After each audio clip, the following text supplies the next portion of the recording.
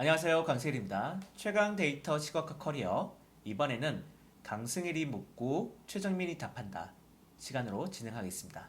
먼저 최정민 선생님, 네, 데이터 시각화 전문가로 지금 활동을 하고 계시잖아요. 그렇습니다. 그래서 이 전문가로 본인이 이제 커리어를 쌓기 위해서 네, 가장 필요한 또는 다른 사람들한테 알려줄 수 있는 네. 중요한 자질이 어떤 게 있을까요? 자질. 네. 저는 보통 크게 세 가지를 말씀을 드려요. 이제 막 커리어를 시작하시거나 아니면 저희 같은 사람들이 하는 일들이 좀 매력적으로 보이는 사람들은 한 세 가지 정도의 스킬을 가졌으면 좋겠다. 저는 첫 번째는 SQL 랭귀지를 반드시 하셔야 된다. 이렇게 말씀을 드립니다. SQL을 안 하면은 데이터베이스 안에 들어있는 데이터를 끄집어낼 수가 없죠. 근데 이제 많은 경우, 상당한 경우 회사에서는 데이터를 파일 형태로 가지고 있기보다는 데이터베이스 같은 건데 아니면 뭐 클라우드 같은데 쌓아놓는 경우가 많기 때문에 SQL을 하지 않으시면은 그런 것들을 끄집어내 오실 수가 없어요. 그러니까 이렇게 얘기를 했다라고 쳐봅시다. 나는 정말 시각화나 뭐 대시보드 작업들, 디자인 작업들, UI, UX 작업들 너무 자신 있는데 데이터는 누군가 나를 위해서 좀 준비를 해줘야 돼. 거기서부터 이제 걸리는 거죠.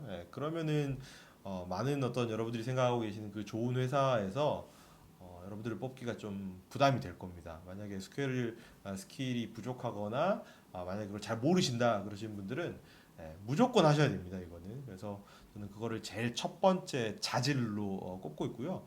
두 번째는 이제 결국은 시각화 툴이나 뭐 시각화 코딩 능력 뭐 이거는 사실은 도구가 중요한 건 아니죠. 뭐 태블로를 하셔도 좋고요. 뭐 파워 BI를 하셔도 좋고 아니면은 뭐 자바스크립트 뭐 D3 같은 직접 개발을 하셔도 상관은 없습니다. 어떤 종류의 작업이든지 시각화를 해줄 수 있는 도구나 언어들을 잘 해야 되겠죠. 어느 정도 수준으로 잘 해야 되느냐에 대해서는 뭐 상대적인 기준이고 다 다르겠지만 정말 잘 해야 됩니다. 잘 해야 되고 그래야지 표현하고 싶은 대로 원하는 방식으로 잘 이끌어갈 수 있고 이야기를 풀어갈 수 있기 때문에 이 부분에 대한 스킬이 중요하다라는 부분을 저는 두 번째로 꼽고요. 세 번째는 조금 종합적으로 얘기해서는 커뮤니케이션 스킬이라고 저는 말씀을 드리는데 조금 좁혀서 얘기하면은 저는 발표 능력이라고 많이 얘기를 해요. 결국은 데이터 시각화 컨설턴트나 아니면은 시각화를 통해서 누군가를 설득하는 작업을 할 때는 그 사람의 마음을 얻어야 되고 그 사람의 마음 한복판으로 들어가야 되는 거거든요.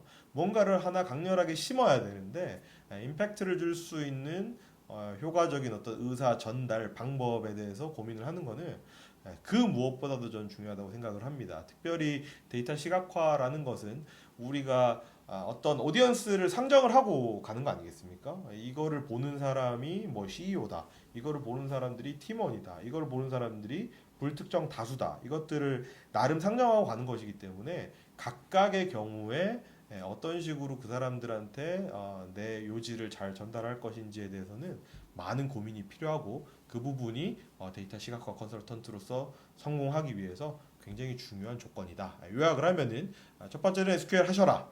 두 번째는 시각화를 할 수 있는 뭐 태블로, 파워 BI 뭐 어떤 것이든 좋다. 도구를 잘 다루셔야 되고요. 마지막 세 번째로는 설득할 수 있는 발표 아니면 커뮤니케이션 스킬 이렇게 정리하겠습니다. 저도 비슷한 생각을 하고 있는데 네, 데이터 플러스 시각화 그다음에 컨설턴트 네, 이렇게 세 가지가 각각 따로 있잖아요. 그렇습니다. 그래서 말씀하셨던 것처럼 데이터를 어쨌든 갖고 와야지만 우리가 시각화를 할 수 있는 거고 맞습니다. 시각화 툴은 여러 가지가 있는데 거기에서 본인이 맞는 걸 하시면 될 것 같고 맞습니다. 세 번째는 결국은 비즈니스 차원에서 이걸 풀어내야 되기 때문에 커뮤니케이션 스킬이 필요하다. 네, 무엇보다 중요하다. 네 이렇게 정리를 한번 해보겠습니다. 맞습니다. 방금 말씀하신 것은 본인이 이제 커리어를 쌓다 보니까 네, 이런 것들이 이제 중요하다. 네, 네, 이렇게 생각하실 것 같은데 네, 이 채널을 보고 계신 분들은 네, 학생이실 수 있고 그렇죠. 그 다음에 커리어를 전환하기 위해서 지금 고민 중이신 분도 계실 거잖아요. 네, 그러면 대외적으로 또는 객관적으로 네, 본인이 커리어에 어느 정도 수준에 올라왔다든지 네, 또는 본인의 실력이 어느 정도 되는지 네, 네, 이런 것들을 증명할 때 네, 우리가 흔히 물어보는 게 뭐 자격증을 갖고 있는지 네, 또는 그걸 증빙할 수 있는 네, 본인만의 포트폴리오가 있는지 그렇습니다. 네, 이런 것들을 많이 요구하게 되잖아요. 맞습니다. 네, 그런 부분들에 대해서 혹시 조언해 주실 만한 게 있을까요? 저는 사실은 다른 분야는 정확하게 잘 모르고 태블로라는 도구의 한정에서 한번 좀 말씀을 드려보면은요. 정확하게 짚어주셨는데 나의 스킬, 나의 태블로 스킬을 이렇게 보여주는 방법은 크게 저는 두 가지라고 생각을 합니다. 하나는 태블로 퍼블릭을 보여주는 거, 하나는 자격증의 그 존재 여부를 한번 확인시켜 주는 거, 이렇게 두 가지라고 보는데 자격증부터 한번 말씀을 드려보면은 이거는 사람마다 판단의 기준은 다 다를 수 있는데 저 개인적으로 자격증이라는 거에 대해서 엄청 밸류를 그렇게 두지는 않아요. 만약에 이제 저도 이제 회사를 운영하는 입장에서 누군가를 뽑아야 된다라고 했을 때 자격증을 딱 들이밀었다라고 했을 때 그게 그렇게 저한테 크게 다가올 것 같지는 않아요. 이유는 사실 자격증이라는 거는 어쨌든거나 시험 아닙니까? 짧은 기간 안에 우리가 공부를 해가지고 취득할 수 있는 하나의 일종의 자격 요건이라고 저는 생각을 하거든요. 그렇기 때문에 이제 그 자격증의 존재 여부가 이 친구의 어떤 스킬적인 측면을 100%다 설명한다고는 저는 보지는 않습니다. 외려 저는 조금 더 중요하게 생각하는 거는 태블로 퍼블릭 프로파일 쪽을 저는 많이 보는데 그거를 제가 보는 이유는 어떤 한 사람의 태블로 그 성장 일지라고 저는 생각을 하거든요. 우리가 뭔가를 해가지고 올리고 처음은 굉장히 허접합니다. 누구 거를 보더라도 처음은 굉장히 이제 부족한 부분이 많이 있습니다. 그러나 이 사람이 올리고 또 올리고 또 올리면서 큰 성장을 할 수 있다라고 생각을 하고 제 태블로 퍼블릭 파일도 처음 거보다는 지금 게 훨씬 더 좀 세련되고 더 나아진 화면들이 많이 올라가 있거든요. 그런 측면에서 봤을 때 한 사람의 성장 과정을 쭉 보기 위해서는 저는 태블로 퍼블릭 프로파일이 좋다라는 게 일단 기본적인 생각입니다. 다만 각각의 방법에 장단점은 존재하는 것 같아요. 자격증은 단기간에 딸 수 있잖아요. 조금만 우리가 강하게 공부를 하면은 딸 수 있고 그 다음에 본인의 스킬에 대한 어떤 증명이 되는 거기 때문에 기본적인 요건으로서는 걸려질 수 있다라고 생각하는 게 저는 이 자격증의 강점인 것 같고 반면에 이제 태블로 퍼블릭 같은 경우에는 시간이 걸리죠. 오랫동안 삶의 궤적을 남기는 거기 때문에 그건 시간이 좀 걸리지만 그만큼 또 확실한 방법인 게 또 뭐 장점이자 단점인 것 같습니다. 혹시 태블로 퍼블릭을 지금 또 잘 활용하고 계신 것 같은데 네, 태블로 퍼블릭 중에서 이분은 정말 잘 만드신 것 같다. 네, 혹시 소개해 줄 만한 네. 또는 본인이 팔로우하고 있는 네. 이제 데이터 시각적 전문가가 있다면 소개해 주시면 어떨까요? 머릿속에 몇 명 생각나는데 저에게 영감을 주는 친구가 사실 몇몇 있습니다. 그래서 제가 그분들의 화면을 좀 따라 만들기도 하고 제 데이터 맥락으로 이제 차트를 한번 흉내내 보기도 하는데 그 예전에 태블로 컨퍼런스에서 굉장히 우수한 성적 아마 2등을 했던 걸로 제가 기억이 나는데 그 프랑스 친구가 한 명 있습니다. 루도비크 타버니어라고 아주 탁월한 실력을 가진 친구가 있어서 저는 그 친구가 떠올리는 아이디어들을 되게 좀 귀하게 생각을 하고요. 저는 그런 분들의 태블로 퍼블릭에 자주 들어가 보고 새로운 거 올라온 건 없는지 뭐 이런 것들을 좀 주기적으로 체크하는 편이고 그분들 아니더라도 저는 이 링크드인에 많이 공유되잖아요. 한국 사람도 많이 공유하시고 외국 분들도 많이 공유하시는데 저는 항상 괜찮은 게 있으면은 제 휴대폰에다가 전부 다 그림으로 다 다운로드 받아놓습니다. 그러면서 이제 이렇게 한 번씩 돌려서 보면서 내가 적용할 거 없는지 어떤 사람은 색감을 어떻게 활용했는지 이렇게 좀 보는 편이죠. 그래서 처음에 이제 저희가 태블로를 좀 초창기 시작할 때는 많이 없었잖아요. 툴이 그렇게 많지는 않았는데 지금은 뭐 각국에서 잘하시는 분들이 원체 많아가지고 많은 영감들을 또 여러 가지 소스 통해서 받고 있는 편이죠. 방금은 태블로 퍼블릭에 한정을 해서 네, 이제 영감을 받은 것들을 좀 말씀해 주셨는데 네, 데이터 시각화 또는 네. 데이터 시각적 분석과 관련된 음. 영감을 받은 책이 있다면 소개해 주실 수 있을까요? 네. 제가 지금 가지고 나왔는데요. 제가 요거는 학교에서 저희 학생들 강의할 때도 좀 쓰는 책 중에 하나고요. 교과서로 좀 썼던 책인데요. 책의 제목은 뭐 숫자는 거짓말을 한다. 숫자는 거짓말을 하지 않는다가 아니라 숫자는 거짓말을 한다. 이게 좀 번역이 이렇게 돼가지고 좀 아쉬워요. 왜냐면은 이 책의 그 원 제목이 How Chart Lies. 그러니까 차트가 거짓말을 어떻게 하느냐, 차트가 거짓말하는 방법, 뭐 이런 좀 자극적으로 나왔거든요. 저는 그 제목을 되게 이제 인상적으로 봐가지고 이 책 번역본이 나와서 봤는데 저자는 이제 알베르토 카이로라고 하는 마이애미 대학교에 있는 그 시각화 전문 교수님이시고요.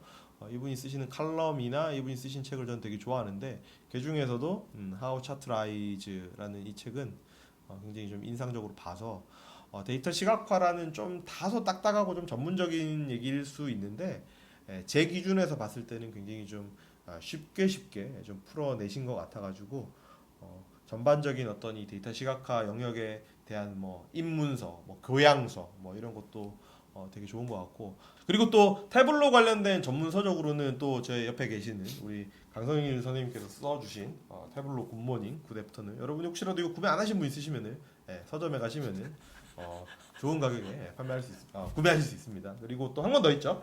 데이터 시각적 분석 태블로로 끝내기 이렇게 두 권을 쓰셨습니다. 그러니까 여러분들 한번 보시고 또 좋은 인사이트를 많이 얻어가셨으면 좋겠고 저도 이제 제 나름대로 또 배운 내용들을 지금 책 작업을 좀 하고 있는데 나오면은 제가 또 영상으로 다시 한번 소개를 해드리도록 하겠습니다. 방금 이제 보여주신 숫자는 거짓말을 한다.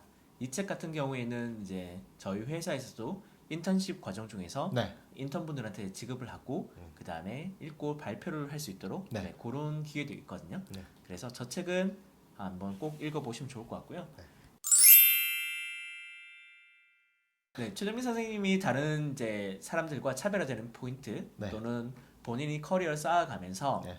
이런 부분들은 네. 이제 노하우가 생겼고 예. 그 다음에 데이터 시각화 커리어 네. 또는 데이터 관련된 전문가로 성장하기 위해서 네. 본인이 줄 수 있는 네. 그런 조언들이 있을까요? 이거는 물론 저도 이제 계속해서 성장을 하고 있고 아직까지 공부도 더 하고 있고 뭐 이런 상황이지만 제가 이 태블로라는 도구를 한 6년 넘게 이렇게 쓰다 보니까 돌고 돌아 내린 결론은 SQL도 아니고 파이썬도 아니고 R도 아니고 그런 건가요? 뭐 태블로도 아니고요. 네. 결국은 데이터다. 결국은 데이터다.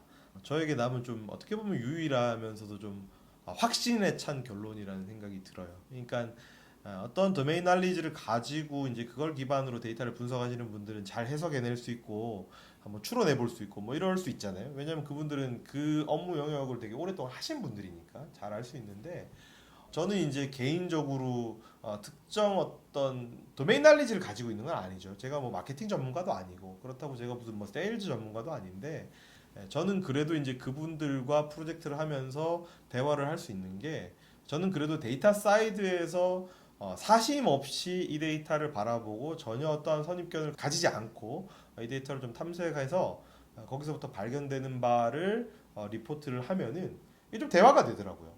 제가 이렇게 보니까 이런 부분이 좀 튀게 나오는데 혹시 무슨 일이 있었나요? 라고 하면은 그건 어떤 일인데 그게 그렇게 나왔나요? 하면서 소위 말해서 이제 좀 티키타카가 되니까 이제 거기서부터 이제 일이 풀리고 더 나은 화면들을 만들기 위해서 좀 이렇게 좋은 방향으로 갔었던 경우가 굉장히 많거든요. 말씀드리고 싶은 바는 뭐냐면 어떤 분야로 가시든지 그다음에 또 뭐 어떤 도구를 공부하시든지 제일 중요한 거는 여러분들이 가지고 있는 그 데이터를 여러분들이 잘 꿰뚫고 있고 분석할 수 있고 이해할 수 있느냐 이런 부분들을 좀 생각을 하셨으면 좋겠다.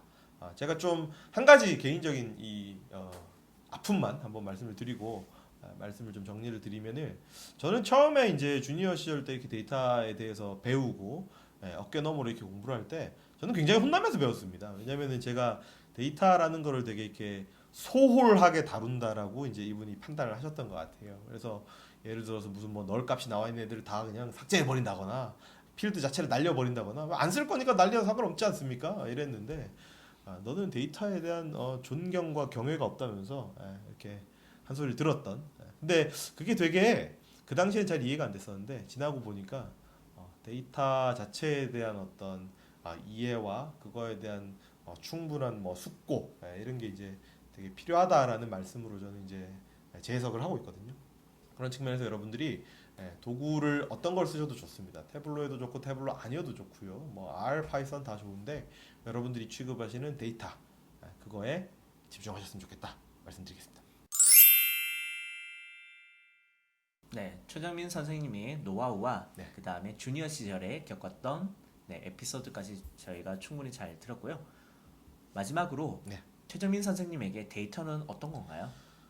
저에게 새로운 방향성을 제시해준 새로운 길인 것 같아요. 뉴 웨이인 것 같아요. 저는 사실은 데이터하고 별로 상관없는 삶을 살다가 데이터라는 거에 대해서 좀 눈을 뜨게 된 계기는 앞서서 말씀을 드렸었고 그 이후로 제 삶이 이제 좀 180도 바뀐 건 아니지만 그래도 이제 조금 꺾여서 이제 이쪽 방향으로 좀 방향을 잡고 지금까지 온 것 같은데 앞으로 제 인생에서 이런 정도의 전환이 있을지 잘 모르겠습니다.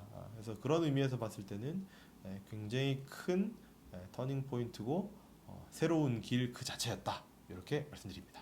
네. 최강 데이터 시각화 커리어 강승일이 묻고 최정민이 답한다. 오늘 여기서 마치도록 하겠습니다. 수고하셨습니다. 네, 고맙습니다. 고맙습니다.